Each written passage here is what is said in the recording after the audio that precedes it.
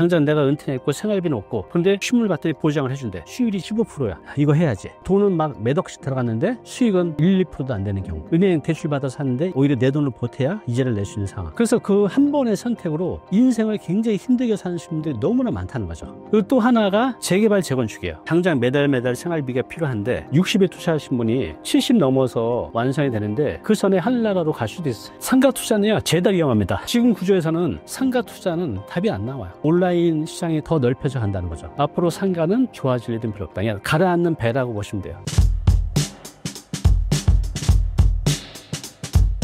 신사임당 채널 구독자분께 처음 인사드리는 것 같아요. 여기 꼭 나와보고 싶었는데 이렇게 불러주셔서 너무 감사드립니다. 또 신사임당 채널에서 저도 많이 보고 배우고 있거든요. 앞으로도 좋은 정보 우리 시청자, 구독자분들께 많이 전해주시길 기대하겠습니다. 다운사이징 3가지 공식으로 평수, 지역 그리고 소유부터 줄이라고 하셨는데 이 3가지 공식은 어떤 내용인가요? 지금부터 제가 드리는 말씀은 30대, 40대 내지는 50대 초중반이 아니라 한 50대 중반 이후에 은퇴를 앞두고 있거나 이미 은퇴를 하신 분들에 대한 얘기입니다. 지금 드리는 모든 부동산 얘기는. 자, 그런데 우리가 이제 은퇴를 하게 되면 수입이 단절이 되잖아요. 매달 뭐 300만 원, 500만 원, 많게는 1000만 원 벌다가 퇴직과 동시에 제로예요. 이걸 경험해보지 못하신 분들은 이게 얼마나 힘든지 모르실 겁니다. 머리로는 이해되는데 이게 내 생활로 다가오면 이게 감당이 안 돼요. 그래서 제가 이렇게 상담해보면 은퇴하고 나서 다른 문제도 있지만 수입이 절벽을 경험하게 되면 우울증에 걸린다고 합니다. 너무 힘들고. 자, 그러면 재취업이라는 방법이 있는데 재취업을 하기도 힘들고 한다고 해도 내가 기존에 받던 연봉의 반도 안 되죠. 그러면 내가 갖고 있는 부동산, 쉽게 말해서 아파트 한 채가 대부분이죠. 이걸 가지고 돈의 흐름, 그러니까 현금 흐름을 만들 수 있으면 참 좋을 것 같아요. 그래서 은퇴 시점에는 제가 드리는 말씀이 다운사이징을 하자. 그럼 이제 집을 다운사이징 하는 방법은 여러 가지가 있습니다. 예를 들어서 평수를 줄이는 방법도 있고 또 지역을 바꾸는 방법도 있겠죠. 내가 서울 중심에 살다가 서울 외곽으로, 또 서울 외곽에 살다가 또 경기 수도권으로. 요 바깥쪽으로 갈수록 집값이 싸지잖아. 이것도 다운사이징이죠. 아니면 상품을 바꾸는 방법도 있어요. 내가 아파트 살다가 아파트의 대체제가 빌라잖아요. 빌라로 가게 되면 뭐 아파트가 내가 10억이면 동일 평수로 가면 한 3, 4억? 그럼 뭐 절반 이상이 남죠. 그리고 또 하나는 거주하는 방법을 바꾸는 거죠. 내가 자가에서 살다가 전세 또는 월세로 사는 거. 그래서 남은 돈을 갖고 다양하게 이제 활용할 수 있는 방법들이 있거든요. 문제 첫 번째, 평수를 줄이는 겁니다.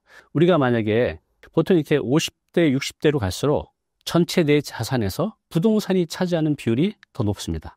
그러면 제 정도 나이 되면 물론 30평에 사시는 분도 있고 20평에 사시는 분도 있지만 대체로 평수를 늘려고 하거든요. 그럼 40평에 사시는 분들이 꽤 많으신 것 같아요. 그런데 내가 급여 소득이 있을 때는 여기서 관리비도 내고 재산세도 내고 또 어떤 분은 종부세까지 내잖아요. 그런데 소득이 없을 때 그 관리비 그 겨울에 저 같은 경우는 41평인데 겨울에 그러니까 12, 1, 2 요때 한겨울에는 난방비가 한 80만 원 정도 나왔어요. 팍 튀지는 않거든요. 저도 그렇고 저희 어머니 둘이 사는데 굉장히 알뜰하게 살아요. 그래서 거실하고 저희 어머니 방만 틀었는데도 그 정도가 나왔어요. 그래서 저희 옆집 거를 이게 딱 보니까는 거기는 90만 원 정도 나왔더라고요. 저희가 세대수가 적은지 관리가 많이 나와요. 자, 80에서 거의 90만 원이면 몇만 원 한 달 월세예요. 그죠? 그런데 평수를 줄이면, 그죠? 관리비가 확 줄죠. 또 평수를 줄이면 부동산 가액이 작아지니까, 그죠? 재산세도 적어지죠. 그래서 다운사이징은, 줄이는 것만으로도 내가 어찌 보면 매달 나가는 관리비, 또 1년에 한 번씩 내는 재산세, 내지는 종부세를 많이 줄일 수 있다는 거죠. 그리고 내가 만약에 40평대 살다가, 뭐 그 정도 되면 아이들도 다 출가했을 거 아니에요? 그럼 둘이 40평대 사이 너무 크지 않나요? 그러면 이제 20평대로 오면 40평대가 만약에 한 15억이다. 그럼 20평대는 10억이 채 안 될 겁니다. 그럼 적어도 5, 6억의 돈이 생기잖아요. 그러면 내가 만약에 5억의 여유 자금이 있다. 그냥 다운사이징을 해서 내가 40평에서 30평 내지는 20평으로 줄인 다음에 남은 돈 4억, 5억이 있다고 하면 5억을 기준으로 하면 지금 이제 금융상품 투자도 많이 하시잖아요. 저 같은 경우 지금 하는 거 보니까 한 5% 이상 꾸준하게 나오더라고요. 잘 골라서 그런지 모르지만 그러면 5억에 5%면 연 2,500만 원. 그럼 12개월로 나누면 약 200만 원. 그죠? 그러면 내가 집을 적절하게 다운사이징만 해도 내가 노동하지 않고 매달 200만 원 정도의 현금 흐름을 만들 수 있고 그거 가지고 내가 일하지 않고 누리면서 살 수 있잖아요. 그런데 이 선택을 하시는 분도 있지만 내가 집을 어떻게 줄여? 또 이런 거 있죠. 내가 40평대 이렇게 살면 얘들이 결혼할 때 내 며느리 될 사람이나 내 사위 될 사람이 집에 오는데 또 사돈댁에도 그래도 40평대 산다는 건 얘기하고 싶은데 그래서 이 선택을 애들 결혼해서 출가할 때까지 미루는 분도 있어요. 정말 많습니다. 그 마음속도 이해가 돼요. 그럴 것 같아요. 그런데 결혼하고 나서도 안 줄이는 분들이 많아요. 왜 못 줄일까요? 이제 결혼했잖아요. 그러면 둘이 살 땐 상관이 없는데 애들이 오게 되면 또 애 낳아서 오게 되면 20평대는 작다는 거죠. 40평대 있어야 거기서 좀 잠도 자고 명절 때 와서. 근데 그게 1년에 많아야 한 번, 두 번이잖아요. 그걸 위해서 못 줄여요. 근데 이 선택을 하신 분들이 말씀을 들어보면 처음에는 이게 너무너무 싫었는데 하나같이 하신 말씀이 이 선택 너무 잘했다. 내가 이거 하고 나서 집은 좀 줄었지만 어떻게 살까 싶었지만 한 3-4달 살다 보니 적응이 된 거예요. 네, 사람은 금방 적응합니다. 그리고 매달 저도 그렇고 많은 분들이 200, 300의 현금으로 만들어서 그냥 여행 다니고 먹고 싶은 거 먹고 일 안 하고도 은퇴 후의 삶을 유지해 갈 수가 있는 거죠. 저로 또 하나의 방법은 지역을 바꾸는 거죠. 나는 적어도 40평을 이하로는 줄이지 못해. 이런 분들 있잖아요. 그러면 그 40평을 유지하고 싶으면 내가 지금 여기 마포 아파트 가격이 20억이 넘잖아요. 그죠? 그러면 약간 외곽 쪽, 도봉구, 강북구, 노원구, 은평구, 서대문구 일대로 나가면 그 동일 평수가 한 12억에서 한 10억 정도 해요. 그렇게 평수만 내가 줄이지 않고 지역만 바꿔도 동일 평수를 유지할 수 있다는 거죠. 아니면 이거 좀 이제 일반인들은 하기 힘든 선택인데 이런 선택도 있습니다. 어떤 분들은 아파트가 아니라 빌라에 사시는 분도 있잖아요. 그러면 사시는 집이 한 3억에서 한 5억 정도 한다고 해볼게요. 근데 이건 다운사이징 해도 그 목돈이 이렇게 많이 생기진 않잖아요. 그러니까 이런 분들은 월세를 선택하는 방법이 있어요. 내가 사는 집을 팔고 만약에 이게 이제 4억이다. 그럼 나는 보증금 3천에 월세 한 5, 60에 살면서 그 남은 돈으로 재테크를 해서 현금 흐름을 만드는 거죠. 월세로 살라는 제안이 가장 파격적인 것 같은데요. 어떤 내용인가요? 월세로 사는 거 쉽지 않아요. 그죠? 저희 세대는 그냥 사글세라고 했거든요. 그 말은 뭐냐면 얼마나 못 살면 월세로 살지 이런 인식이 있어요. 저희 세대는. 그래서 저희 세대 같은 경우는 월세로 살라고? 이 선택이 쉽지 않아요. 남의 시선도 있고. 그런데 여기 이제 전제가 있습니다. 월세로 살고 내가 만약에 10억, 20억짜리 집이 아니라 한 5억짜리 집에 있다고 해볼게요. 그러면 내가 이거를 다운사이징, 아까 좀 전에 말씀드린 대로 다운사이징을 해도 1, 2억 정도 될 텐데 물론 이거 갖고도 재테크를 할 수 있겠지만 내가 원하는 만큼의 수익은 안 나오죠. 그러면 이때는 월세로 사는 겁니다. 실제로 제 주변에는 이런 선택을 통해서 굉장히 행복하게 사시는 분들이 많이 있어요. 그러니까 없는 얘기를 하는 게 아니라 있는 얘기를 말씀드리는 거고 심지어 저도 그렇게 살고 있어요. 저도 지금 제 집도 있지만 저도 월세 살면서 그 제 돈으로 제 사업에 투자도 하고 재테크도 하고 있거든요. 자, 뭐냐면 이렇게 한번 가정해 볼게요. 50대 후반에 은퇴를 하신 분이 있어요. 근데 이분이 열심히 살았는데 자녀 키우면서 애들 결혼비 또 집값 또 전세값 지원해 하기 때문에 집이 다 이렇게 줄어들어서 갖고 있는 게 5억이라고 해볼게요. 그러면 은퇴 시점에 집을 줄이는데 월세를 선택하는 겁니다. 그러면 예를 들어서 보증금 5천만 원에 월세가 한 넉넉하게 100만 원 해볼게요. 그럼 본인이 사는 정도 집보다 더 좋은 집에 살 수 있을까요? 그 지역에서는. 그러면 이분이 5억에서 5천만 원 전세 보증금 빠졌으니까 4억 5천이잖아요. 그럼 그 4억 5천 가지고 부동산 재테크로 현금 흐름을 만들 수 있는 방법은 굉장히 다양합니다. 그런데 여기서 제가 할 수 있다고 해서 여러분도 할 수 있는 건 아니잖아요. 그럼 이제 여러분들이 할 수 있는 눈높이에서 할 수 있는 것들이 제법 많이 있어요. 어떤 것들이 있을까요? 여러분들 생각나시는 게 있으신가요? 지금 제 주변에 하시는 분들을 보면 어떤 선택을 하는 경우가 있냐면 이분은 아예 집을 팔고 월세로 살면서 남은 돈 4억 5천을 가지고 다가구 주택에 샀어요. 그냥 무주택에서 이제 1주택자가 된 거죠. 그런데 거기서 월세를 받으니까 한 200 정도가 되는 거예요. 근데 이분은 부모님도 계시고 해서 200만 원 갖고는 부족한 거예요. 그래서 어떤 선택을 했냐면 거기서 거주하면서 이제 3계층이거든요. 그러니까 반지하층까지 해서 4계층이죠. 그래서 맨 위층에 살면서 나머지 3계층을 에어비앤비로 운영을 합니다. 이게 딱 정확하진 않지만 내가 월세로 이 주택에서 받는 돈이 약 200만 원이라고 하면 이걸 에어비앤비로 운영하게 되면 적게는 2배에서 많게는 4배까지도 매출을 올릴 수가 있어요. 그래서 그분 같은 경우는 한 3배 정도, 한 600 정도가 나오는 거죠. 자, 그러면 이분은 월세로 사는 게 아니라 집을 팔고 그 다가구주택의 맨 2층에 살면서 조그매요. 살면서 나머지를 에어비앤비로 운영하면서 400, 그 이상의 현금 흐름을 만든 거죠. 그러니까 이런 선택도 가능하다는 겁니다. 또 어떤 분은 이런 사례도 있었습니다. 이분은 월세로 살면서 월세로 사는 걸 선택했어요. 아파트에 5천에 120, 그리고 남은 돈이 한 3억 정도 됐었는데 그러면 이전엔 나가지 않는 월세가 매달 나가잖아요. 그럼 이거를 많이 벌어야 되는데 이분이 갖고 있던 그 3억을 가지고 그 고시원이라고 있잖아요. 고시원을 운영을 합니다. 그래서 이분이 고시원을 통해서 나오는 운영 수익이 강속구에 하고 있는데 한 달 매출이 한 800만 원, 그리고 비용이 300에서 많으면 400 정도. 그래서 매출에서 비용 제하고도 한 달에 한 400에서 500 정도의 현금 흐름을 만든 거죠. 어차피 내가 뭔가 하려면 목돈이라는 게 있어야 되는데 그 목돈을 말을 하려면 다운사이징을 통해서 가능하다는 거죠. 특히 내가 갖고 있는 집이 그렇게 비싸지 않다 하면 이제 이런 선택도 하나의 선택지인데 단 전제가 남이 한다고 해서 내가 다 잘할 수 있는 건 아니잖아요. 그래서 이분들, 이 사례자분들은 그냥 대충 한 게 아니라 이걸 하기 위해서 엄청나게 준비를 하고 공부를 했어요. 그리고 견학도 가보고 실제로 하시는 분들, 실제로 그 고시원 하신 분은 고시원 총무 생활을 6개월 했어요. 그럼 6개월 정도 하면 돌아가는 거 다 알잖아요. 그 상태에서 창업을 하니까 실패할 확률이 적죠.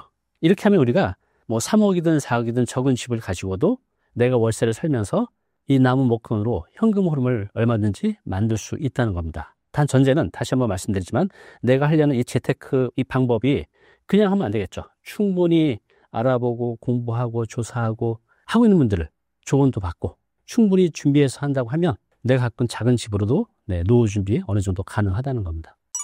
전세로 거주하고 계신 분들은 안 좋은 선택일까요? 앞으로 전세 시장이 더 안 좋아질까요? 저는 이제 그렇게 생각해요. 내가 어느 지역에 전세로 살게 되면 여기가 전세가 5억이라고 해볼게요. 매달 나가는 월세는 없죠. 그런데 이제 문제가 뭐냐면 내가 전세로 사는 동안 내 돈 5억이 묶이잖아요. 대출이 아닌 내 돈을 들어간다고 하면. 근데 지금 인플레, 물가 상승률이 꽤 높아요. 의식주 물가 상승률이 연 5%가 지금 넘습니다. 최근. 그러면 5억을 넣어두면 5% 잡으면 1년에 5, 25, 2,500만 원씩 그냥 없어지는 거예요. 그래서 그런 선택은 너무 아깝다는 거죠. 돈이 웃기고 내가 갖고 있는 그 돈이 3년, 4년, 5년 뒤에는 그 5억이 4억, 많게는 3억으로 계속 줄어들 수 있다는 거죠. 차라리 그 선택보다는 월세를 살면서 내가 그 돈을 통제 가능하게 운영할 수 있다면 그게 더 좋다는 거죠. 전세는 내 통제권에서 벗어나는 거고 월세는 내가 목돈을 가지고 내가 통제 가능하게 예측 가능하게 공부만 한다면 상당 부분 안전하게 수익을 만들어갈 수 있기 때문에 저는 전세보다는 월세가 더 좋은 선택지라고 생각합니다. 이런 상황에서는요. 앞으로 어떤 방식으로 투자해야 할까요? 일반인들 기준에서는 부동산 재테크나 투자를 잘 모르잖아요. 그럴 때 일반인들이 할 수 있는 선택지는 아파트예요. 그죠? 그냥 서울 중심의 상급지 아파트는 그래도 5년, 10년 뒤에도 인플레치도 되고 올라가죠. 근데 문제는 뭐냐면 여기 전제가 있잖아요. 상급지로 가려면 10억, 20억, 30억 예차야. 그렇게 자금이 되신 분은 그 선택을 해도 나쁘진 않아요. 근데 지금 우리는 우리 일반인들 기준에서는 뭐 1억, 2억, 3억, 5억 이 사이즈라고 하면 이 방법을 고민해야 된다는 거죠. 그리고 이거 말고도 한 1억대 한 중반을 어떻게 모아서 한 1억 5천 정도를 열심히만 모을 수 있잖아요. 아니면 내 돈이 모이지 않으면 직장 다니시니까 신용대출해서 한 5천 해가지고 어떻게 해서 1억 5천만 모으면 이 돈을 가지고 한 달에 500만 원 이상을 벌 수 있어요. 뭐가 가능할까요? 자, 이제 사람들이 다 똑똑해졌어요. 내가 아는 건 다른 사람들 다 알아요. 완전히 레드오션이 돼버렸죠. 그래서 남들이 잘 하지 않는 걸 해야 돼요. 그러면 이거죠. 경매로 접근한 거죠. 경매도 물론 많은 사람들이 하지만 일반인들이 쉽게 접근할 수 있는 시장 아니야? 그 접근하려면 계단이 있죠. 그러면 서울은 아니지만 경기도 쪽에서는요. 자, 경기도에서 지금 여기 다가구 주택이 8억이라고 해볼게요. 근데 이거를 경매로 들어가면 3억 이하로 살 수 있어요. 한 3분의 1 가격으로. 남들은 8억에 사는데 나는 3억에 사는 거죠. 그런데 일반인들은 경매로 접근할 때 그래도 깔끔하게 문제없이 임차인이 있고 그런 집을 선호하겠어요? 아니면 내가 딱 들어가서 임장을 봤더니 막 5년 동안 사용을 안 해가지고 막 비 줄줄 새고 막 여기 기둥뿌리 뽑아질러 하고 뭐 곰팡이 있고 벽지 다 하고 그냥 귀신 나올 것 같은 그런 집을 선택하겠어요. 대부분 100에 99명은 깔끔한 걸 해요. 그런데 우리는 그런 거 안 하죠. 쓰러져가는 집을 선택한 거죠. 그런 건 일반인들이 접근 안 하거든요. 그런 것들은 8억짜리 2억에도 할 수 있어요. 자, 그러면 2억에 샀어요. 근데 경매로 접근하면 경락 잔금 대출이라는 게 있잖아요. 한 70에서 많게는 80%까지 나와요. 그럼 70%만 받아도 2억에 사면 1억 4천, 내 돈 6천만 원만 있으면 되잖아요. 자, 근데 여기서 끝나는 게 아니라 취득세도 있고 이 상태가 안 좋으니까 리모델링을 좀 해야 되잖아요. 한 1억 정도 들어간다고 볼게요. 넉넉하게. 그럼 내 돈 1억 5천 가지고 실제로 경기도 부천이나 부평이나 이런 데서 이런 걸 살 수가 있어요. 물론 작은 거예요. 다가구주택은 막 큰 게 아니라 한 대지 한 30평에 바다 평수 한 20평 되는 조그만 다가구주택 3층짜리. 그러니까 이 선택을 하기도 힘든 거예요. 경매로 접근하기도 어렵고 작은 집은 살기 싫고 번듯한 걸 사고 싶은데 이건 다 쓰러져 가요. 그럼 이걸 선택할 사람은 계속 줄어들어요. 그러면 이걸 싸게 살 수 있는 거죠. 그럼 이걸 해서 리모델링을 하는데 이거 어떻게 하냐가 중요하죠. 목적이 있어야 되잖아요. 내가 왜 리모델링 하지? 내가 살려고? 세입자 주려고? 근데 아예 목적 자체를 난 이거를 단기 임대나 에어비앤비로 운영하겠다라고 하면 거기에 컨셉에 맞게 아기자기하게 예쁘게 꾸미는 거죠. 깔끔하게. 그것도 다 요즘 당근이 있기 때문에 굉장히 저렴한 금액으로 다 세팅이 가능하거든요. 그렇게 했을 때 방이 한 6개, 1층에 2개, 2층에 2개, 3층에 2개 정도 하면 여기서 나오는 매출이 에어비앤비로 하면 한 800 정도 나와요. 그럼 이자 한 100만 원, 200만 원 내고 한 100만 원 정도 되겠죠?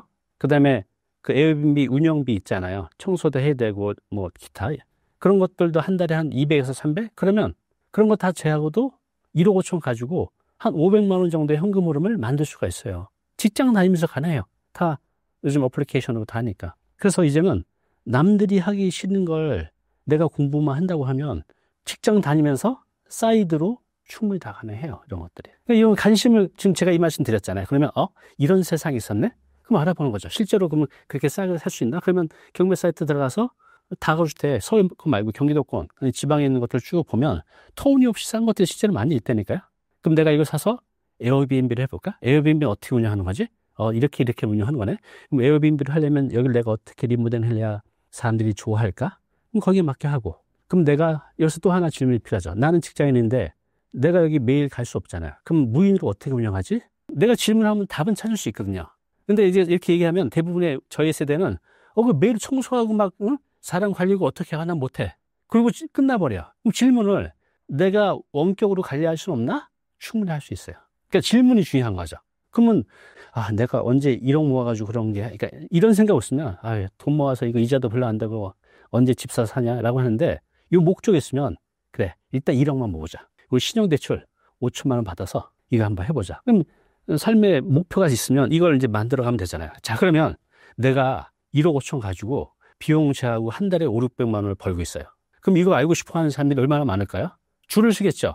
강의를 하는 거예요, 그때. 500만 원. 지금 아까 말씀드린 그분, 아까 한 달에 5억에서 10억 강의비 번다 사람이 이렇게 해서 버는 거예요. 내가 하는 거 보여주고. 은퇴 후 부동산 투자는 시세 차익이 아니라 현금 흐름이 유일한 목표가 되어야 한다고 하셨는데요. 어떤 내용인가요? 대부분 19은 다 시세 차익을 원해요. 아니 19이 아니라 100에 99명은. 왜냐면 월 현금 흐름은 적게는 100만 원, 많게는 2, 300만 원인데 요즘 오르는 거 보면 막 억대로 오르니까 이거는 이제 세 발의 피도 안 되게 느끼는 거죠. 또 우리 세대는 경험했어요. 집을 내가 전세 끼고 사둔 게 내 돈은 1억 들어갔는데 5년, 10년 돼서 이게 5억이 오르고 10억이 오르면 전세라는 지렛대를 통해서 내 돈 작은 금액으로 부자가 되는 그런 경험들을 많이 했죠.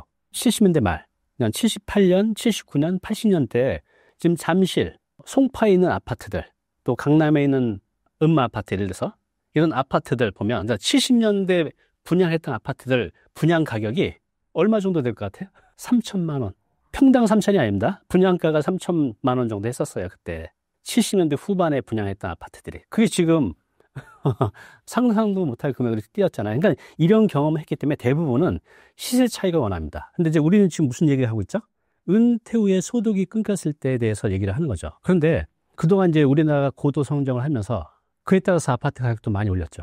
사람들은 다 서울로 올리고 지금 전제는 서울을 얘기하는 겁니다. 지방은 떨어진 데도 많이 있어요. 오르지도 않고. 서울은 한 10년 텀으로 보면 물론 오르고 내려오긴 있었지만 계속 올라왔습니다. 그리고 사람들은 앞으로도 그렇게 될 거라고 기대를 해요. 지금 부동산 전체 이번 정권 들어서 3번이나 어마어마한 압박을 가하는 정책을 폈음에도 불구하고 주구장창 올라가고 있잖아요. 그들의 생각은 굳어져 있어요. 아, 그래봤자 오를 것이다. 사두자라는 게 있는 거죠. 자, 그런데 지금 전제는 은퇴를 한 사람이에요. 지금 전제는 두 분처럼 젊은 사람이 아니라 은퇴를 해서 소득이 끊긴 분들. 자, 이런 분들 좀 다르죠. 자, 그러면 이런 선택을 할 수 있겠죠. 자, 요때 50대 중반 후반 되신 분들이 부부가 오면 남녀가 극명하게 좀 다릅니다. 여자는 시세 차익을 원하고 남자는 야 고생하지 말고 그냥 이거 현금으로 만들어서 좀 편하게 살자. 남자 쪽은 이런 경우가 훨씬 더 많이 있어요. 그런데 여기 전제가 이 집을 묵혀두고 5년 뒤 또 길게는 10년 뒤에 가격이 오를 것이다라고 가정이 있는데, 그죠? if. 근데 그렇게 되지 않을 수도 있잖아요. 우리는 그런 경험도 많이 했습니다. 뭐 짧게는 2, 3년, 길게는 7, 8년 이상 가격이 정체되거나 하늘로 오르지 않고 심지어는 내려갔던 적도 있죠. IMF 때, 또 금융대란 때, 또 일기 신도시가 엄청나게 공급됐을 때, 또 여러 가지 이유로 상당히 오랜 기간 동안 가격이 정체되거나 심지어 내려간 적도 있어요. 만약에 내가 은퇴해서 자 5년만 묵혔다 팔자 했는데 그런 기간이 걸리게 되면 그 기회비용이 다 날아가는 거잖아요. 그러면 소득이 없으니까 그 5년 동안, 길게는 10년 동안 나오는 돈이 없잖아요. 지금 연금은 65세 이상 돼야 나오고, 또 나온다고 해도 지금 급여 소득자들이 정말 많아봤자 150만 원이에요. 지금 평균은 한 67만 원 정도 되거든요. 전체 은퇴자들의 국민연금 평균액은 67만 원인데 좀 좋은 회사 다니고 꾸준히 다녔던 분들은 뭐 한 150만 원 정도 되죠. 근데 이거 갖고 생활이 안 되잖아요. 자, 그러면 어떻게 되죠? 난 집은 팔기 싫어.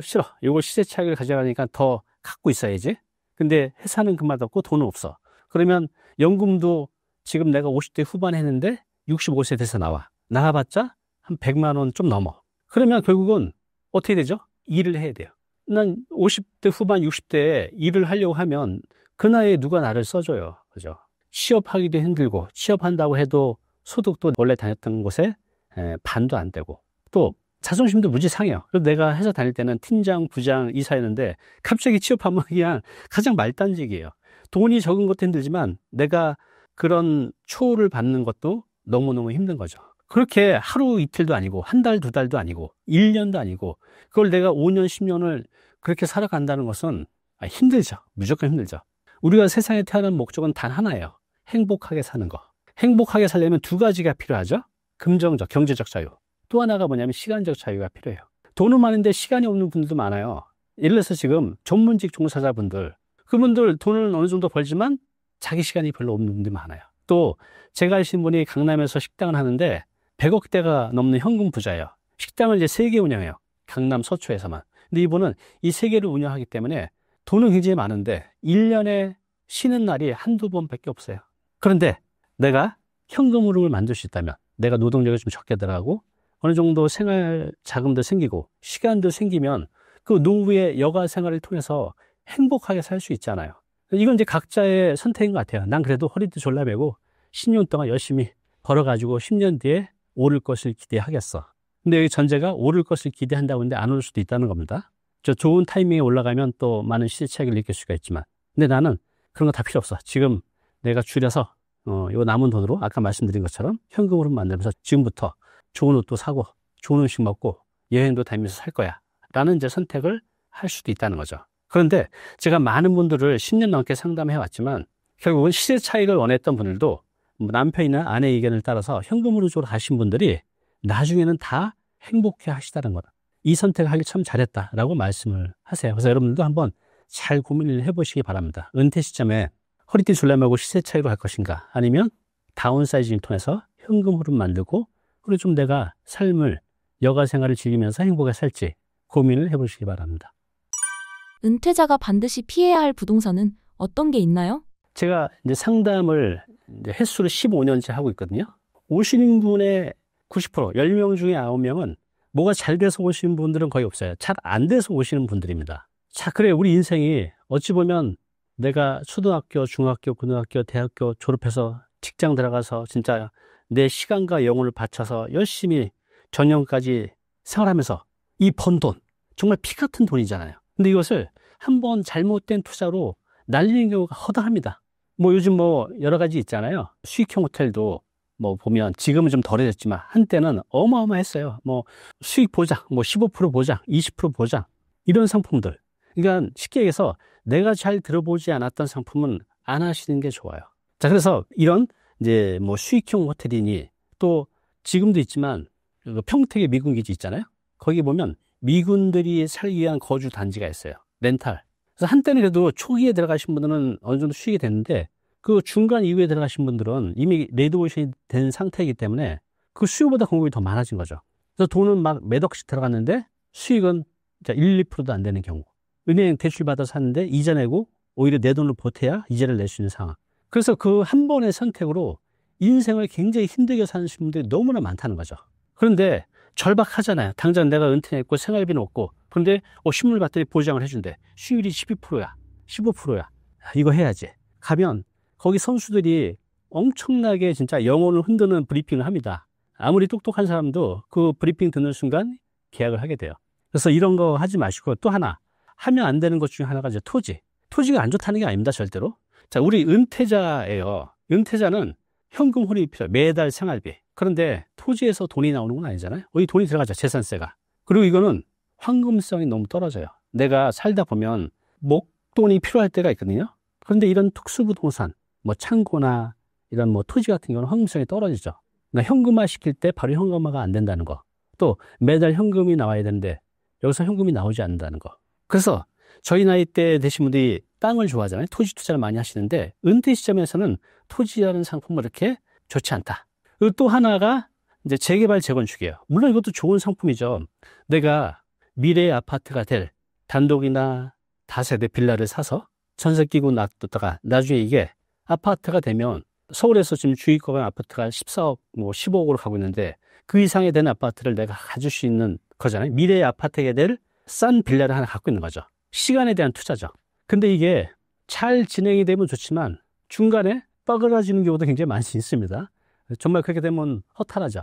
그런데 이게 진행이 된다고 해도 그래요.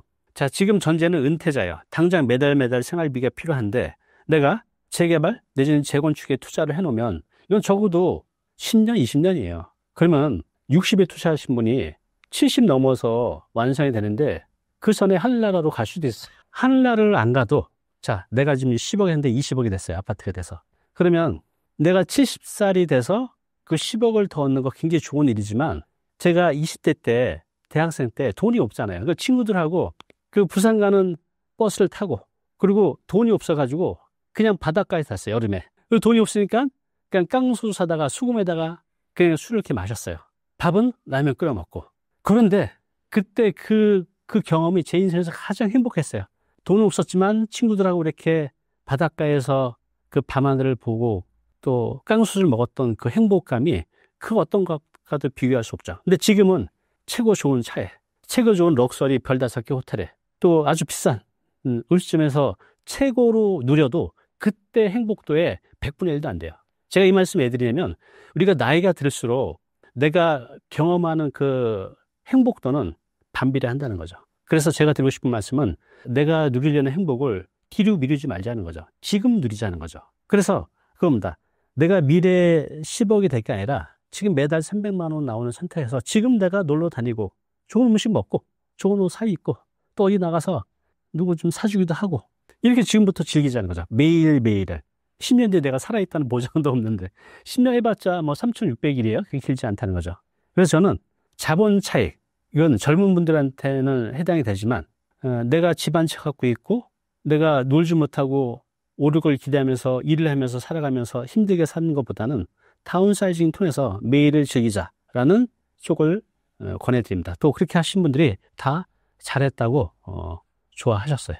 통계적으로 봐도.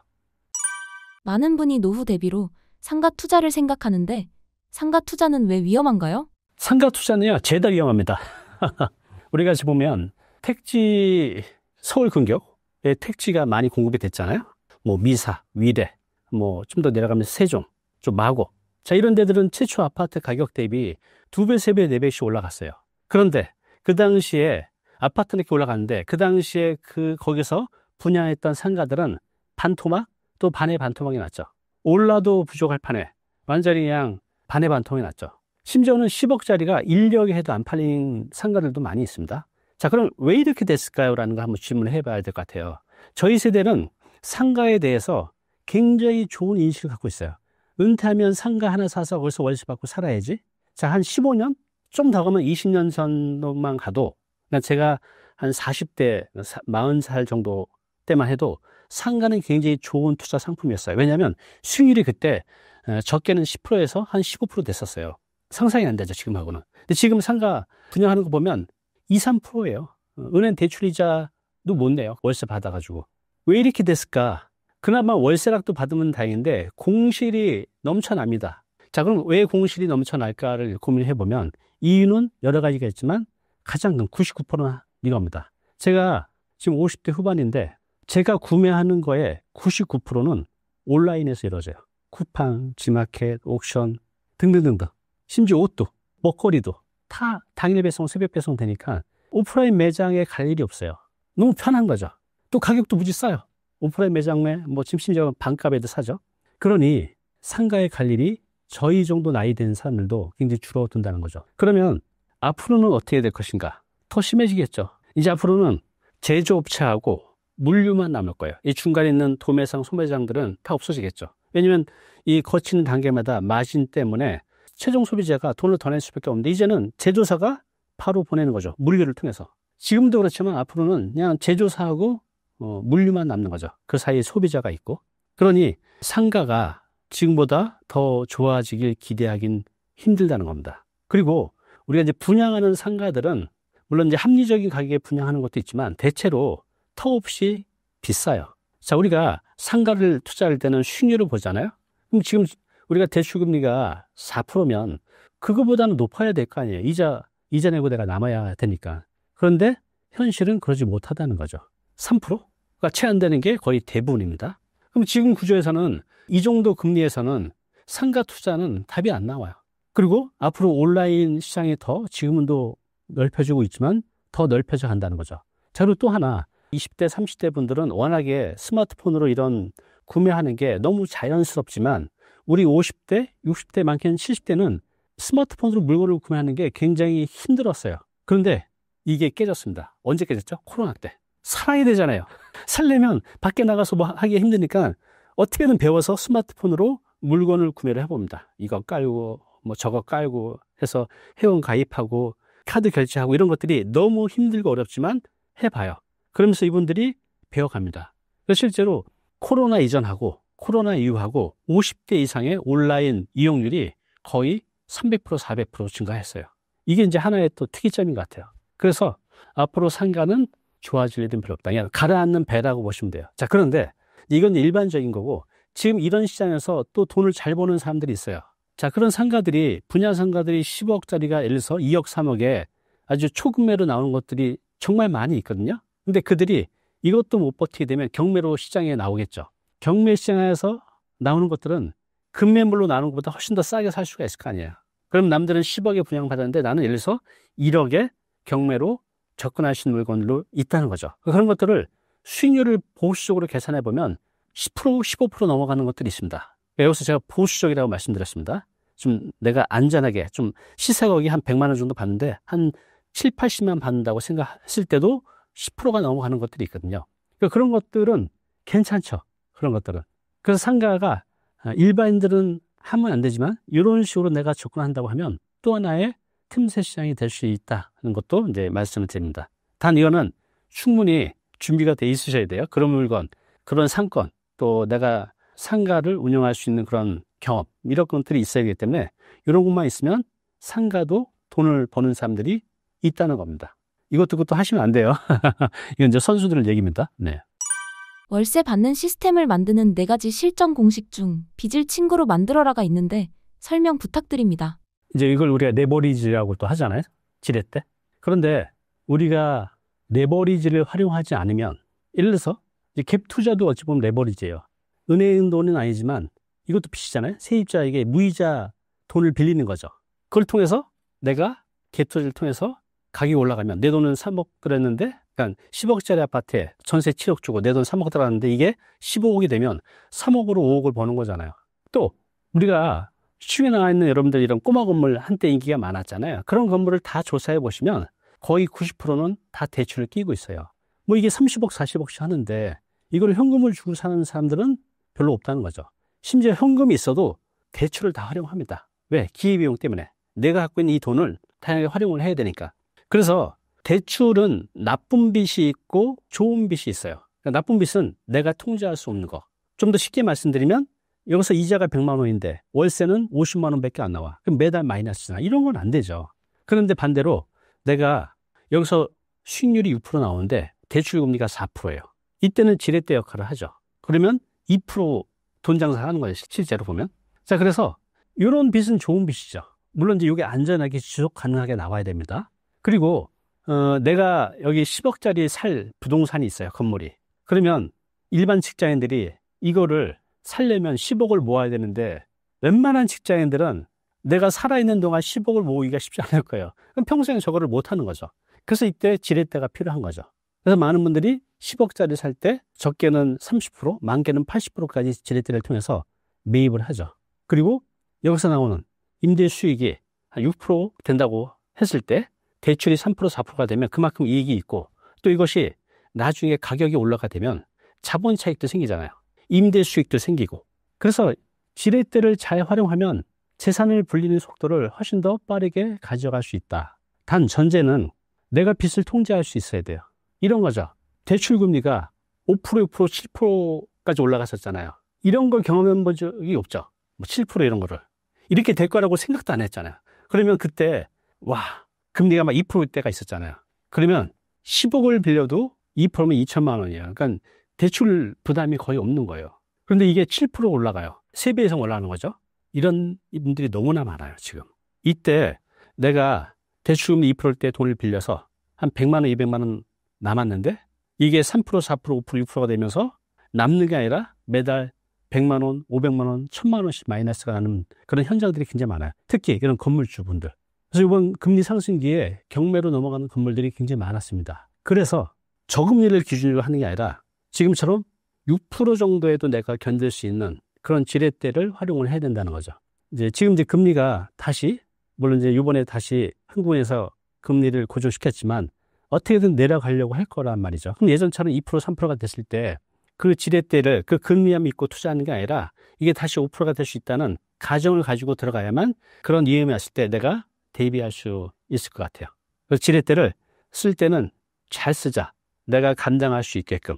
그러면 재산을 불리는 속도를 훨씬 더 빨리 가져갈 수 있다는 거. 자, 제가 이제 쉽게 말씀드렸는데 저 역시도 지렛대를 잘못 써가지고 손해를 본 적이 많이 있습니다. 네. 근데 저는 좀 약간 이제 공격적으로 했고, 우리 지금 여기는 이제 은퇴자들 기준이잖아요. 50대, 60대. 더 이제 기회가 없습니다. 그래서 안전하게 투자를 하자는 겁니다. 통제 가능하게, 예측 가능하게, 또 지속 가능하게. 이런 상품. 근데 상가는 이렇게 경기가 안 좋을 때는 창사 안 하면 돼요. 공실이 많잖아요. 근데 주택은 필수제예요. 아무리 먹고 살기 힘들어도 우리 집에서 안 살 수 없잖아요. 필수제라는 거. 그래서 지금 이렇게 서울 수요자가 몰리는 곳은 가격이 올라가는 이유가 필수제이고 또 항상 공급보다 수요가 많았기 때문에 특별한 이벤트가 아니면 올라갔었다는 거죠. 그래서 제가 앞서 말씀드렸듯이 이런 상가보다는 상가를 지렛대로 쓰는 것보다는 주택을 지렛대로 쓰는 거 괜찮다. 그리고 뭐 수익이 3%, 4%가 아니라 아까 말씀드린 단기 임대나 에어비앤비 또 고시원 말씀드렸는데 이런 것들은 10%, 에어비앤비는 한 10%에서 15%, 또 고시원은 한 15%에서 20%까지도 만들 수 있거든요. 웬만한 대출금리, 그러니까 금리가 막 6%, 7% 올라가도 감당이 되잖아요. 이런 거를 하셨으면 좋겠습니다. 퇴직자들의 창업이 위험하다면 퇴직한 5060은 무슨 일을 하면서 살아야 하나요? 저는 이제 부동산 얘기를 많이 하지만 이거보다 훨씬 더 많이 얘기하는 것은 돈을 들이지 않고 하는 일을 하자. 그러니까 돈을 들이지 않고 하는 방법 중 하나가 이제 취업하는 거죠. 직장. 근데 은퇴해서 새로운 직장 찾기가 어렵잖아요. 그러면 그걸 들어간다고 해도 뭐 짧게는 1년, 많게는 뭐 3년, 5년 하다가 또 나와야 될 시점이 분명히 생기죠. 돈은 계속 필요한데. 그래서 직장이 아닌 직업을 만들자. 근데 그 직업도 내 돈이 들어가는 직업이 아니라 돈이 하나도 필요 없는 직업을 갖자라는 거죠. 자, 근데 이제 보세요. 직업이라는 게 우리가 이제 직장을 다닐 때는 어디 모임 나가면 인사를 하잖아요. 이제 사람들 모임에 나가면. 그럼 보통 명함을 주죠. 이 회사 다니는구나. 팀장이네, 차장이네. 이게 곧 나예요. 우리 직장인들은 20년, 30년 그 이상을 그렇게 살아왔어요. 저도 어디 가면 항상 제 명함을 주고, 그럼 그분이, 이 회사 다니네요? 과장이네요? 그럼 저도 받으면 그 회사, 어느 회사인지, 직급은 뭐인지, 이것만 보는 거죠. 이게 곧 나이죠. 자, 그런데 내가 은퇴를 했어요. 그럼 명함이 사라지잖아요. 그럼 어디 모임을 나가면 나를 어떻게 소개하지가 너무 힘들어요. 저는요, 제가 그랬다니까요. 대부분 은퇴자들이 그렇습니다. 나를 어떻게 소개하지? 정체성이 없어지는 거예요. 나라는 사람이. 그동안은 이 명함이라는 한 장 갖고 나를 설명했었는데 이게 없어지는 순간 내가 없어지는 거라고 같아요. 그래서 많은 분들이 은퇴 직후에 돈은 있어도 이것 때문에 우울증에 걸리고 합니다. 자, 그러면 일을 해야죠. 돈을 벌어야 되니까. 가장 중요한 게 돈이에요. 여긴 그 누구도 자유로울 수 없을 것 같아요. 거의 90% 이상은. 그러면 창업은 저는 반대합니다. 자영업 창업. 왜냐하면 통계적으로 봐도 5년 동안 해서 생존율이 10% 채밖에 안 된다. 즉 10명이 창업하면 1명 정도 생존하는 게임이에요. 그 1명도 몇 년 지나면 또 문을 닫겠죠. 이건 뭐 수치를 보지 않아도 저희 회사 앞에 보면 일제의 상가들이 굉장히 많이 있거든요. 음식점들, 커피 전문점도 있고 2년을 넘어간 점포가 반이 안 돼요. 매일 바뀝니다. 매일 바뀌어요, 정말. 1년도 채 안 돼서 사라지는 업종들도 많이 있죠. 이렇게 내가 거기에 인테리어하고 시설 집기 넣고 또 대출 받아서 운영 중에 적자가 생기면 그 1년, 2년, 3년 만에 내가 투자한 돈을 다 잃고 거기에 빚까지 지게 되는 거죠. 그런데 내가 50, 60대에서 창업해서 이렇게 한번 무너지면 회복이 힘들어요. 그래서 절대로 내 돈을 들여서 창업하는 건 하지 마시라는 겁니다. 지금 10년, 20년, 30년 베테랑 된 이런 분들도 지금 이 시장에서 무너지고 있어요. 그런데 이제 막 회사 나와서 장사나 해볼까? 이렇게 접근하는 건 정말 위험합니다. 그리고 많은 분들이 또 이렇게 프랜차이즈 업종에 많이 가잖아요. 근데 그런 데 가서 또 사업 설명회 들어보면, 이거 될 것 같은데? 그리고 나는 잘할 것 같은데? 이런 착각에 빠집니다. 자, 그래서 절대로 내 돈을 들여서 창업하는 건 아예 생각도 말자. 그러면 돈 안 들고 할 수 있는 창업이 뭐가 있어? 그리고 오랫동안 할 수 있는 거? 많이 있습니다, 의외로. 예를 들어서 저는 지금 유튜버이기도 하지만 그 전에 블로거로서도 생활을 했었어요. 블로거를 할 때도 한 달에 원래 제가 하는 수입 말고 블로거 수입으로만 한 200에서 300만 원 정도를 벌었어요. 블로거 자체 광고, 애드센스 수입하고 또 거기서도 광고주들 가끔 받거든요. 그러면 한 달에 그것만으로도 한 달에 2, 300 정도를 벌었다는 거죠. 물론 바로 되진 않아요. 이렇게 되기까지 시간이 좀 필요하죠. 그렇지만 유튜버잖아요. 그보다 더 많이 벌죠. 이거는 돈이 들어가는 건 하나도 없어요. 내 노력과 시간과 열정만 들어가는 거죠. 그리고 어느 정도 내가 노력을 하면 일정 시간 뒤에는 소득이 생기기 시작합니다. 그리고 점점 더 많아지게 되죠. 저는 이제 이렇게 얘기를 합니다. 직업을 선택할 때 어떤 선택을 해야 되냐. 저는 예전에 이 고민을 안 했는데 지금은 이 얘기를 꼭 해드리고 싶어요. 젊은 사람이든 아니면 지금 은퇴를 하신 분들에게든. 자, 예를 들어서 내가 김치를 담그는 사람이라고 해볼게요. 아니면 제가 예전에 막노동을 많이 했었거든요. 벽돌을 옮기는 사람이라고 해볼게요. 그럼 제가 10년을 해도 100년을 해도 저의 능력치는 거기서 크게 변하지가 않아요. 자, 그런데 예를 들어서 제가 예전에 블로그 할 때 이제 글을 썼잖아요. 글을 계속 쓰다 보니까는 1년이 되고 2년이 되니까 글 쓰는 솜씨가 점점 좋아져요. 그래서 블로그 초반보다는 뒤로 갈수록 블로그 품질이 좋아지고 그러다 보니 다양한 기회, 돈벌이도 많이 생기고 그런 경험을 통해서 글이 잘 써지니까 책도 내게 되고 그리고 요 블로그에 있는 글들을 이제 말로 하다 보니까 유튜브도 하게 되고 강연도 하게 되고 이렇게 이제 전파가 되는 거죠. 그래서 저는 돈을 들이지 않고 할 수 있는 블로그 또 유튜브 또 하나의 선택지라고 봅니다. 물론 이것도 쉽지 않아요. 절대 쉽지 않지만 여러분들이 자영업 하는 것보다는 훨씬 더 낫다고 본다. 왜냐하면 잃을 게 없어요. 실패해도 내가 손해볼 게 없다는 거죠. 오히려 이 경험치만 남는 거죠. 그래서 한 1년 정도 내가 고3 수험생처럼 여러분들이 유튜버를 한다고 하면 수입은 분명히 생겨요. 내가 어떤 컨텐츠를 하느냐 또 약간 운때도 있긴 하지만 분명한 건 수입은 생긴다. 내가 포기하지 않으면. 그리고 이건 평생 할 수 있는 직업이에요. 그리고 이건 내 세상이에요. 누구한테 갑질을 당할 일이 없어요. 내가 주도적으로 살아가는 거죠. 그래서 이런 이제 방법도 있고요. 또 제가 이제 공인중개사 자격증이 있고 부동산 중개업을 오래 했어요. 자, 그런데 여기 밖에 나가면 공인중개사 사무실이 굉장히 많이 있잖아요. 그러면 내가 자격증 따가지고 나도 공인중개사나 해볼까? 이런 생각 해보신 적 있어요? 왜 없을까요? 너무 많죠. 그리고 주변에서도 야, 그 자격증 따봐서 뭐해? 양춤 저거 하고 있는데도 다들 지금 월세도 못 내고 있어. 라고 말을 하잖아요. 근데 저는 그렇게 말을 하시는 분들은 안 만나는 게 좋아요. 왜냐하면 우리 이제 이런 게 있습니다. 내가 많이 만나는 사람 5명의 평균 합이 나의 미래의 모습이라는 겁니다. 예를 들어서 저한테 저 공인중개사 한번 해보려고 하는데 어떻게 생각하세요? 라고 하면 대부분 하지 마세요라고 얘기를 하겠지만 저는 하세요라고 자신 있게 얘기를 할 겁니다. 왜? 저도 공인중개사로 많은 돈을 벌어봤거든요. 그런데 그냥 하면 안 되죠. 요즘 고객들이 다 어디 있죠? 온라인 세상 속에 있잖아요. 그러면 마케팅을 할 줄 알아야 돼요. 그것도 온라인 마케팅을. 그러면 이 마케팅은 다 내가 블로그는 다 글로 쓰는 거예요. 심지어 이런 유튜브도 내가 글로 쓴 걸 말로 할 뿐이죠. 그러니까 글을 쓰는 능력, 또 나를 또 상품을 적절하게 알릴 수 있는 그런 마케팅 능력만 배우면 이런 레드오션 시장 속에서도 충분히 이길 수 있다는 거죠. 지금 외식업이 그 폐업률이 아주 높은데 지금 오픈을 하는 음식점도 얼마나 많아요. 그쪽으로 들어가면 된다는 겁니다. 제가 이제 비행기를 타보면 비행기 잘 안 타는데 예전에 비행기를 처음 탔는데 비 오는 날이었어요. 근데 비행기가 그 정나우이라 하죠. 굉장히 두꺼운 구름층을 지나가는데 이게 빗방울이잖아요. 그러니까 비행기가 막 요동을 치는 거예요. 와, 그때 처음으로 죽는구나. 지금도 그 트라우마 때 비행기를 잘 안 타는데 그때 놀라운 경험했어요. 이게 막 그냥 그 정랑운 구름층을 막 뚫고 올라가는데 막 비행기 요동을 치고 그래서 어느 정도 올라가니까 그 흙구름층이 아래로 보는 거야. 여기 파란 하늘이 아주 깨끗한 하늘, 고요한 하늘이 나타나는 거죠. 제가 이 말씀을 드린 이유는 우리가 이 피 터지게 싸우는 이 비바람 속에 있는 걸 우리가 레드오션이라고 하면 그 윗세상은 블루오션이라는 거죠. 그러니까 어느 정도 임계점을 넘어가면 경쟁의 시장이 아닌 나만의 시장에서 수익을 만들어갈 수 있다는 겁니다. 그렇게 가기 위한 하나의 무기가 저는 마케팅이라고 단언을 해요.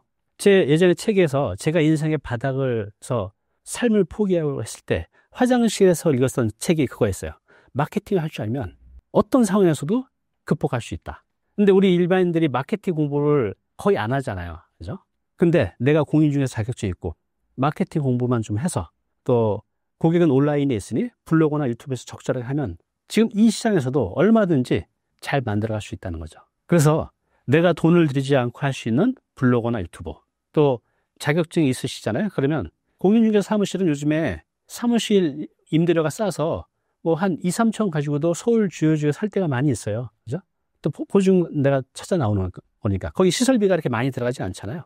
제가 처음에 공인중개사 할 때 총 들어간 돈이 600만 원 들어갔어요. 500만 원은 보증금, 100만 원은 돈이 없어가지고 그때 용단차를 친구한테 빌려가지고 아파트 단지 가면 버려지는 거 많이 있거든요. 책상, 의자 이런 것들. 그런 거 가져다가 다 배치를 했죠. 거기서 500만 원 들인 거 가지고 했는데 위치도 안 좋았죠. 골목 안쪽이었어요. 그러니까 워킹 고객이 거의 없었어요. 자연스럽게 흘러오는 고객이 거의 없었는데 거기서 블로그 카페를 열심히 해서 1등을 했어요. 탑을. 불과 1년 만에. 거기 있는 기득권 어마어마한 실력자들을 마케팅으로 그분들의 10년, 20년의 업력을 1년 만에 추월을 한 거죠. 그래서 우리가 세상을 어렵게만 볼 게 아니라 내가 여기를 헤쳐갈 수 있는 무기들은 분명히 있거든요.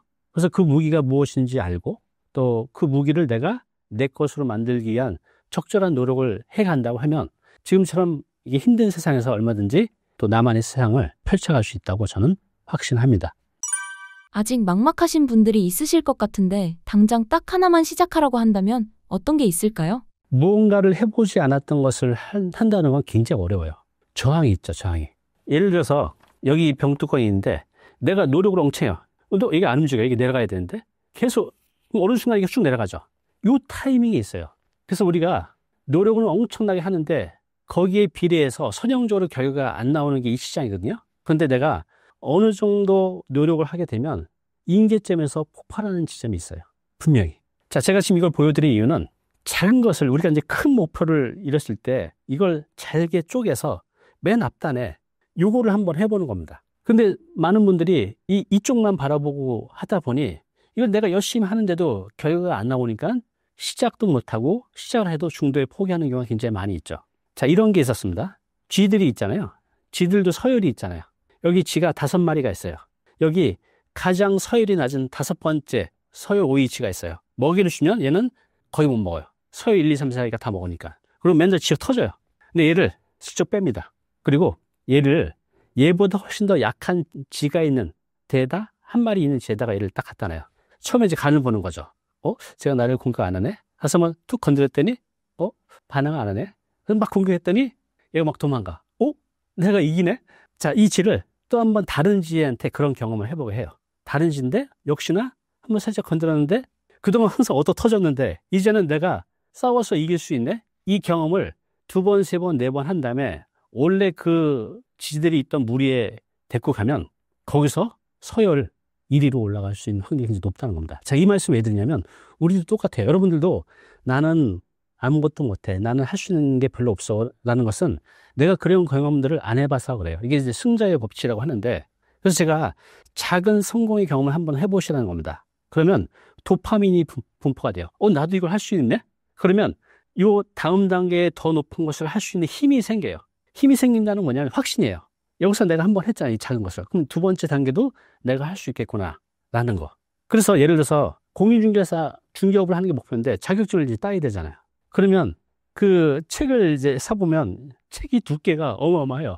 내용도 너무너무 어렵다는 거죠. 그러면 이렇게 펼쳐보면 그래서 이제 부동산 민법을 보면 이게 뭔 소리인지 하나도 감이 안 와요.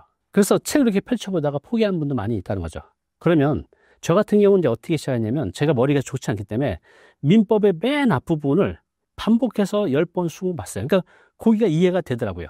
그래서 저는 항상 그렇게 왔어요. 제가 이렇게 뛰어나지 않기 때문에 제가 이러는 뭔가 하려는 목표치가 있으면 이걸 잘게 쪼개서 맨 앞단을 해봅니다. 그럼 여기서 제가 한번 완수가 되면 도파민이 분포가 돼요. 나도 하게 되네? 이걸 나도 할 수 있네?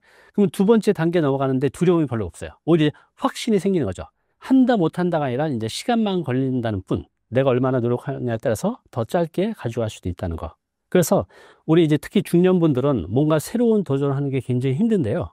막연하게 저 끝의 지점을 보고 하는 게 아니라 그것도 물론 중요하지만 내가 그래서 요 맨 앞단에서 지금 무엇을 해야 되지? 이게 굉장히 중요하다는 거죠.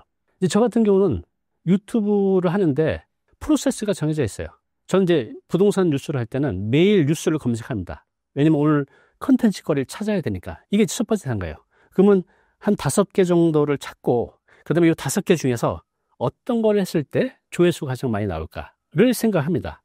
그럼 이게 조회수가 가장 많이 나올 것 같아. 그럼 이제 이걸 뽑은 다음에 그러면 이거 하나만 가지고는 컨텐츠 만들기가 어렵잖아요. 그러면 이거와 관련된 정보를 쭉 찾아봅니다. 그래서 이걸 다 읽다 보면 컨텐츠를 어떻게 만들면 되겠구나. 이제 윤곽이 잡히죠. 그럼 이제 뼈대를 만들어요. 만들어지면 여기다가 시청자들한테 이게 쉽게 전달을 해야 되니까 살을 붙여갑니다. 사례도 넣고 증거 자료도 넣고 이미지도 넣고 그리고 영상을 찍는 거죠. 이런 프로세스가 있는 거죠. 그래서 모든 게 다 이런 프로세스를 내가 알고 진행을 한다고 하면 무엇이든지 해낼 수 있다는 거죠. 제가 이제 좀 있으면 60인데 나이는 많지만 그런 건 있어요. 머리도 좋지는 않지만 못한다는 없는 것 같아요. 시간이 걸릴 뿐, 또 방법을 몰랐을 뿐. 그래서 이렇게 생각하시면 될 것 같아요. 이미 남들 하고 있는 사람들이 많이 있잖아요. 그분들이 특별해서가 아니거든요. 그분도 그런 절차를 겪어온 거죠. 그래서 여러분도 반드시 할 수 있다는 거. 이게 너무 좀 진부하고 시상 얘기 같지만 실상이 그래요. 그래서 삶의 태도가 중요한 것 같아요. 제가 이렇게 외부 나와서 제 유튜브 강의도 하거든요. 그런데 젊은 사람을 상대로 강의를 하면 너무 기분이 좋아요. 왜냐하면 제가 이렇게 하면 됩니다. 이렇게 하면 됩니다라고 하면 다들 이걸 당연하게 받아들여요. 심지어는 더 잘할 수는 없어요? 이거 말고 더 좋은 방법은 없어요? 이렇게 질문하거든요. 근데 이제 50대 이상을 가면 나 저거 힘들 것 같은데 저건 내가 못할 것 같은데 이 나이에 저걸 어떻게 해? 해보지도 않고 그냥 스스로 이제 벽을 만드는 게 지금의 50대, 60대입니다. 스스로 만드는 거죠. 그래서 이 벽을 없애는 거 굉장히 중요합니다. 그리고 제가 이렇게 해보면 50대, 60대 분들 이런 생각만 없애면 해낼 수 있어요. 제가 강의를 많이 해봤잖아요. 결국 내가 이거 하느냐 못하느냐는 내가 그거에 대한 바라보는 태도인 것 같아요. 그래서 지금 나이가 많으신 분도 이 나이에 내가 무슨 유튜브에 블로그를 해? 공인중개사를 해? 라고 하는데 원래 쉽지는 않아요. 그렇지만 불가능한 건 아니다. 충분히 해낼 수 있다. 여러분들이 오히려 취직하는 것보다 아니면 엉천한 돈을 내서 자영업 창업하는 것보다 이것이 훨씬 더 어찌 보면 안전하고 평생 업으로 할 수 있는 거기 때문에 자신을 가지고 한번 해보셨으면 좋겠어요. 50대 이후 취미가 중요한 이유는 무엇인가요? 취미. 이건 50대 이후 전제를 다시 한번 말씀드리겠습니다. 직장에서 나왔어요.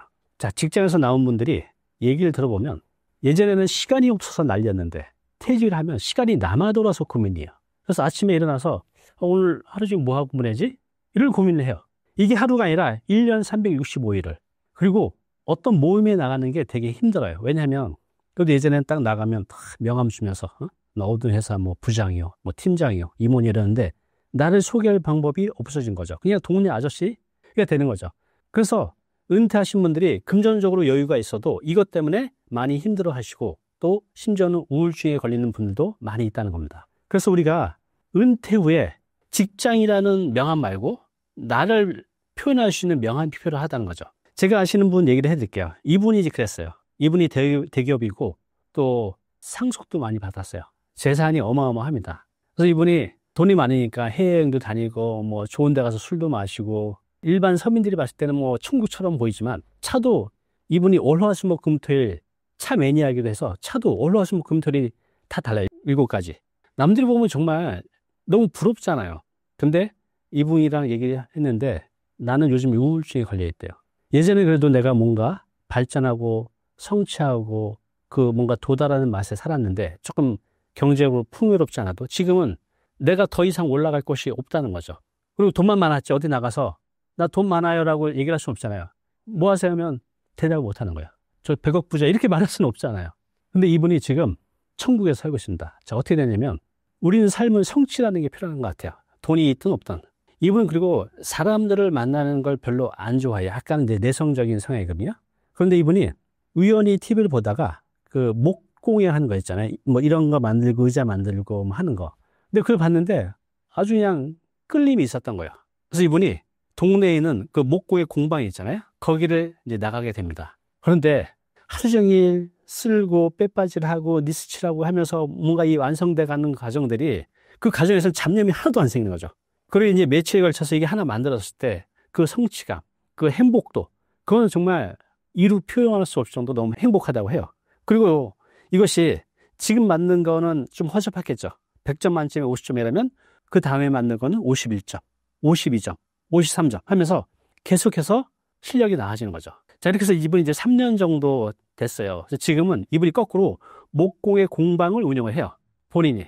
그래서 동네 오신 분들에게 이 기술도 같이 알려드리고 그리고 재료도 팔고 또 본인이 만든 것을 세상에 하나뿐인 거잖아요. 이런 것들이. 선물도 하고.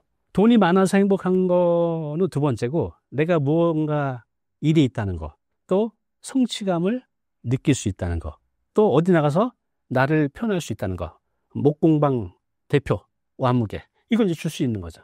예전에 이게 없어서 너무너무 힘들었는데 목공방 하세요? 사람들이 다 호기심을 가지고 물어보는 거예요. 어떤 거 하시는데요? 그러니까 이제 자연스럽게 이제 말이 트이는 거죠. 그래서 저는 이분이 예전에는 100억, 200억을 갖고 있는데도 우울증에 걸려있던 분이 이 목공이라는 나의 정체성을 찾을 수 있는 또 나의 일을 찾을 수 있는 이 하나를 찾음으로써 정말 천국과 같은 삶을 살아갈 수 있다는 거. 제가 읽었던 책에 이런 게 있었습니다. 책으로 가치 있는 삶이다. 가치 있는 삶.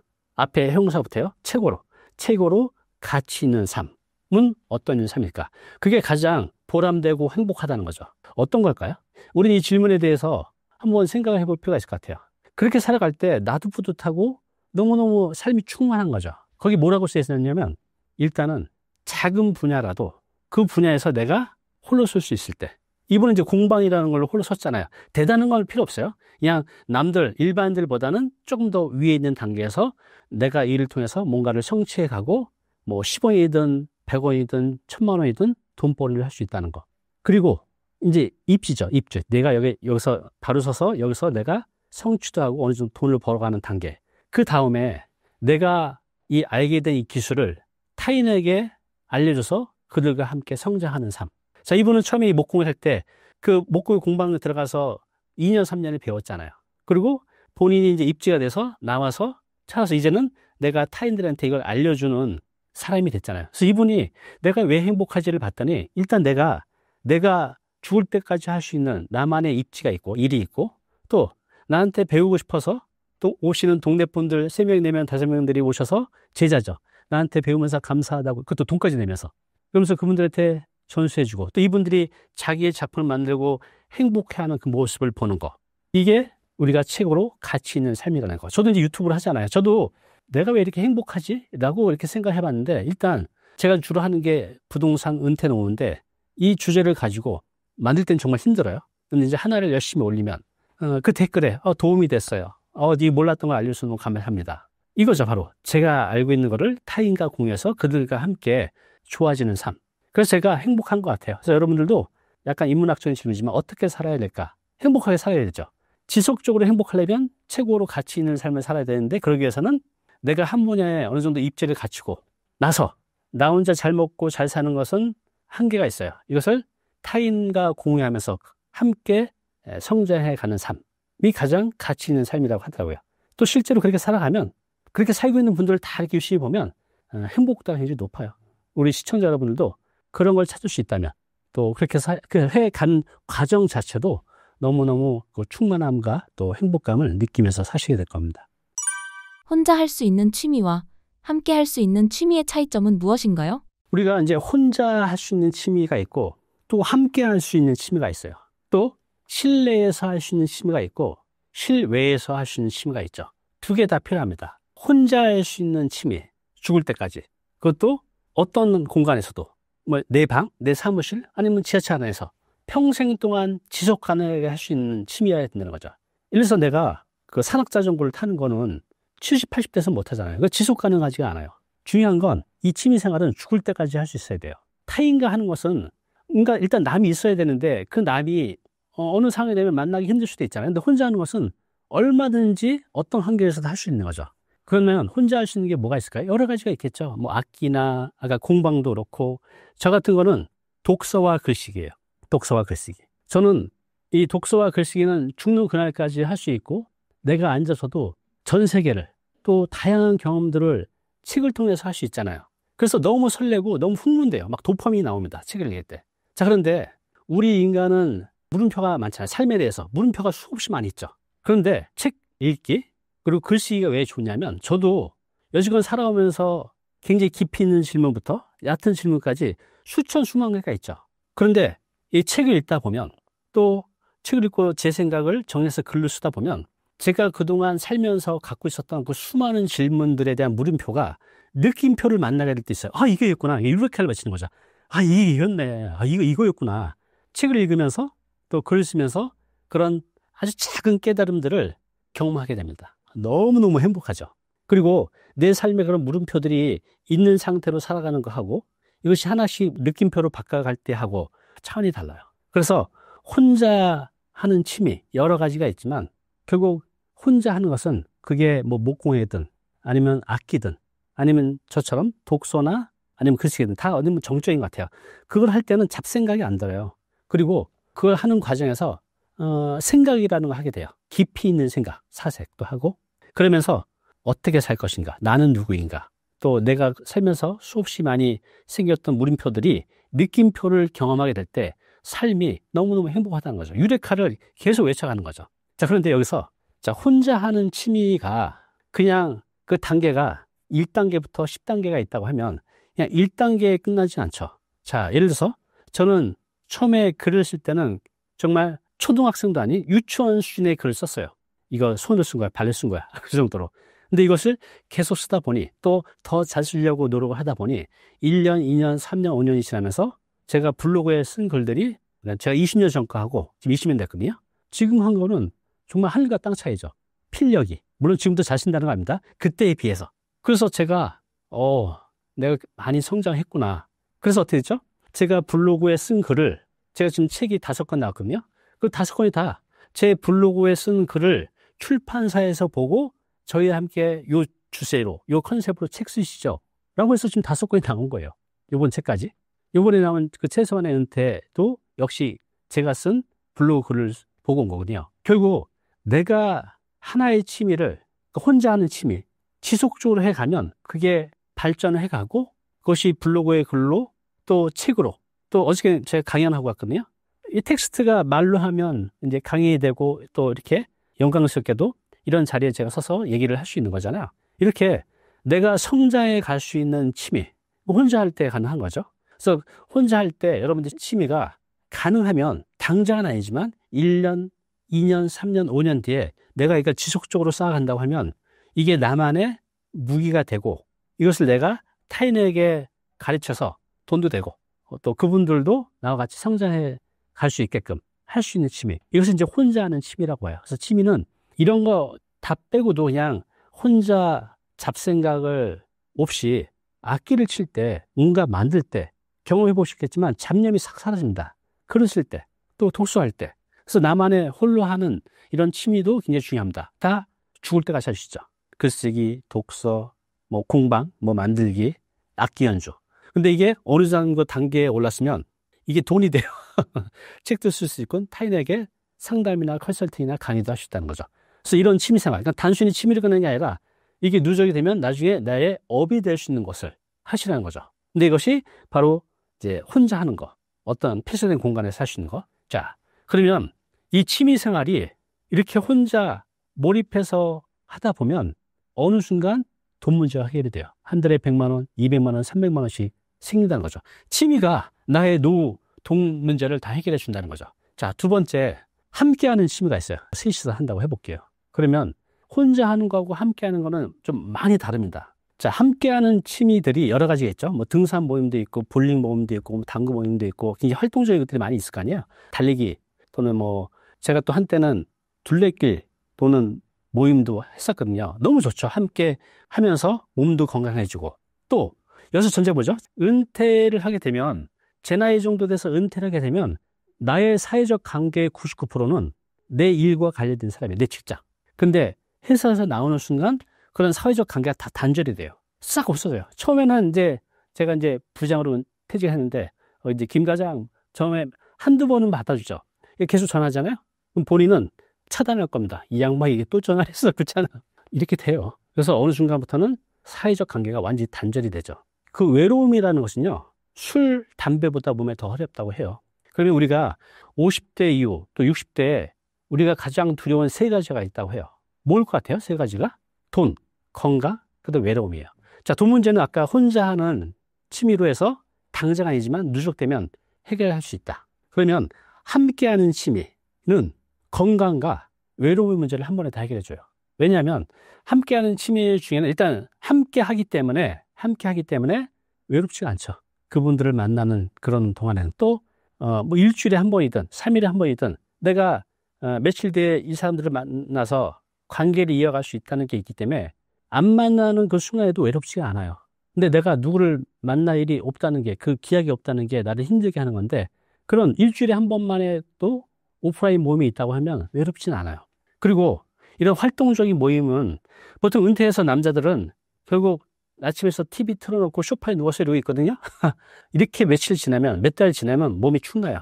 그런데 그렇게 해서 계속 활동적으로 지내다 보면 몸도 건강해지고 또 정신 건강도 좋고 사회적 관계도 유지가 되고, 그래서 취미는, 혼자 하는 취미는 돈 문제를 해결하고, 또 함께하는 활동적인 취미는 이를 통해서 내 몸도 건강해지고 또 함께하니까 사회적 관계도 만들어가고, 또 이제 이게 모임, 등산 모임 가면, 제가 예전에 둘레길 모임 할 때 제가 총무를 하다가 그 모임 회장이 됐어요.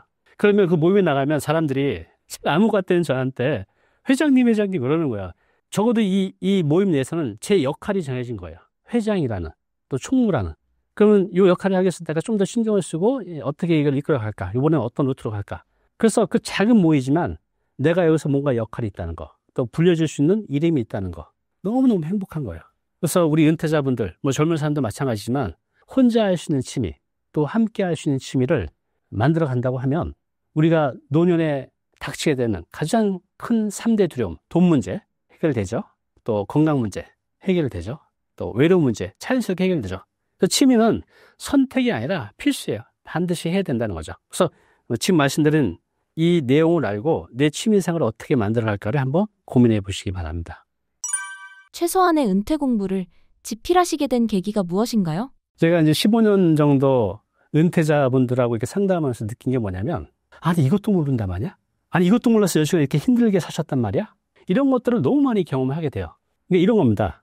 똑같은, 예를 들어서 여유자금이 3억이 있는데 어떤 사람이 3억을 가지고 매달 300만 원을 만들면서 돈 걱정 없이 편하게 살아가는 반면, 또 어떤 사람이 3억을 가지고 오히려 돈을 까먹는 사람도 많아. 이런 부류가 훨씬 더 많죠. 그리고 어차피 우리 이 은퇴 노후 준비는 얼마를 갖고 있든 간에 방법은 다 있어요. 뭐 10억이면 10억, 3억이면 3억 그 안에서 선택지는 분명히 있다는 거죠. 근데 이걸 몰라서 은퇴 준비를 못해서 노년을 힘들게 살아가신 분들이 너무 많다는 거죠. 그래서 이 책은 뭐냐면요. 그겁니다. 가이드예요. 그냥 내가 지금 이 정도 상황이니까는 준비를 이렇게 해 가야겠구나 라는 그 가이드를 아주 쉽게 해놨어요. 그래서 이걸 읽어보시면 나는 이렇게 준비하면 되겠구나 라는 게 저기가 보이실 거예요. 우리가 등대가 있으면 그 어두운 바닷가에서 절로 찾아갈 수가 있잖아요. 그냥 제가 이렇게 표현하기 좀 창피하지만 등대와 같은 책이다. 은퇴자들을 위한 등대와 같은 책. 그래서 나는 절로 가면 되겠구나 라는 것들이 보이실 겁니다. 마지막으로 신사임당 구독자분들께 한 말씀 부탁드립니다. 신사임당 구독자분들도 이제 40대, 50대 분들이 굉장히 많이 있잖아요. 여러분들 한번 잘 생각해 보세요. 지금 내가 몇 살까지 살 것 같아요? 통계적으로 보면 이미 여성분들은 평균 수명이 90이 넘었어요. 남성은 한 86세? 그런데 이 평균 수명이 10년 단위로 한 3년씩 들어가거든요. 그래서 제 나이 정도 되신 분들은 기본적으로 100살은 삽니다. 그런데 지금 40대, 50대 분들은 내가 살아온 것만큼 그 이상을 살아가야 되는데 그냥 살아가는 게 아니라 좀 더 멋지게 말하면 살아가는 대로 생각하는 게 아니라 내가 생각하는 대로 살아가야 되잖아요. 그렇게 살아갈 때 행복한 것 같아요. 근데 이제 40대, 50대가 가장 바쁠 때인 것 같아요. 정신없이 돈을 벌고 아이들 키워야 되고 또 위로는 부모님 부양해야 되고 자기를 완전히 놓고 살아가요. 그렇게 되면 너무 허무해질 수가 있거든요.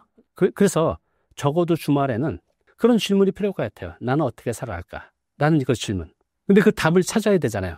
근데 이제 가장 좋은 게 저는 인문학책이라고 봅니다. 인문학책 중에 여러 가지가 있지만 제가 읽었던 그 에피텍토스, 스토아파 철학자거든요. 노예였어요, 이분이. 이분이 말한 그 한 문장 때문에 저의 생산량, 그러니까 생산성이 한 100배는 높아졌고요. 이 한 줄 때문에 저의 행복도가 한 100배는 높아졌어요. 뭘까요? 이분이 이렇게 말씀을 하셨습니다. 저는 지금도 이분의 말씀을 제 삶에 그대로 녹여내려고 많이 노력해요. 그러다 보니 당연히 일도 잘 되고 행복도도 10배, 100배, 1000배로 높아졌죠. 궁금하죠? 이렇게 말씀하셨어요. 자, 첫 번째, 내가 어떻게 할 수 있는 것, 그리고 어떻게 할 수 없는 것, 이 두 개를 구별하라고 했어요. 자, 어떻게 할 수 없는 것은 뭐죠? 지금처럼 정부의 정책, 내가 어떻게 할 수 없잖아요. 뭐 금리가 올라가, 금값이 올라가, 집값이 올라가. 내 남편이, 내 아내가, 내 동료가 내가 원하는 대로 안 해. 이건 내가 어떻게 통제할 수 없는 영역이에요. 그런데 우리는, 저도 그랬지만 나의 모든 에너지를 나의 통제할 수 없는 영역에서 신경을 쓰고 살아간다는 거죠. 예를 들어서 지금 그때 그 집을 샀어야 되는데, 그때 그 주식을 샀어야 되는데, 이미 지나간 과거에 대해서 너무 많은 미련이 있어요. 또 이거 잘못된 거 어떡하지? 아직 오지 않은 미래에 대한 또 막연한 두려움 때문에 뭔가 실천을 못하는 것들도 많이 있죠. 대표적인 거죠. 지나간 과거, 아직 오지 않은 미래. 이건 내가 어떻게 할 수 없는 것이에요. 근데 우리 대부분은 제가 상담을 해보면 나이가 많을수록 이미 지나간 과거 때문에 너무너무 후회를 많이 하고 살아간다는 거죠. 또 뭔가 하기 전에 아직 오지도 않은 미래를 두려워하면서 정작 가장 중요한 지금을 살아가지 못한다는 거. 이게 가장 중요한 거죠. 그래서 내가 어떻게 할 수 있는 것과 어떻게 할 수 없는 것을 구별하라. 두 번째 뭐냐면 내가 어떻게 할 수 있는 것에 집중하라예요. 그래서 저는 어떤 상황이 딱 생기면 먼저 이 질문을 스스로 해요. 내가 이걸 어떻게 할 수 있는 건가? 없는 건가? 어떻게 할 수 없는 거라면 그냥 받아들여요. 물론 쉽지 않지만 이게 좀 습관이 됐어요.